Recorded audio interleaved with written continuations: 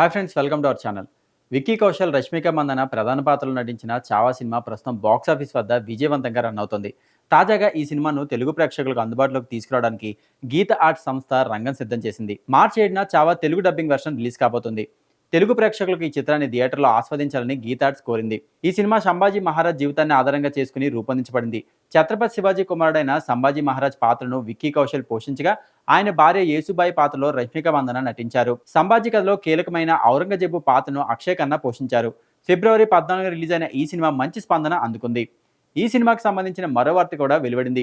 NTR voice ఓవర్లో Telugu version విడుదలవుతుందని ప్రచారం జరిగింది. కానీ ఈ విషయంపై అధికారికంగా ఎలాంటి సమాచారం లేదు.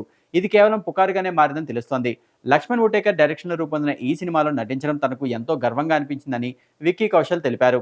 సంభాజీ మహారాజ్ పాత్రలో నటించేందుకు చాలా కష్టపడాల్సి వచ్చిందని, ఈ పాత్ర కోసం శారీరకంగా, మానసికంగా సిద్ధం కావాల్సి వచ్చిందని చెప్పారు.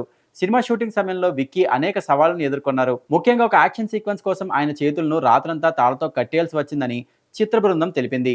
ఈ సన్నివేశం పూర్తయిన తర్వాత విక్కీ దాదాపు నెలన్నర పాటు విశ్రాంతి తీసుకోవాల్సి వచ్చిందని సమాచారం. ఇక సంభాజీ ప్రమాణ స్వీకార ఘట్టాన్ని చిత్రీకరిస్తున్నప్పుడు విక్కీ భావోద్వేగానికి గురయ్యారని టీం వెల్లడించింది.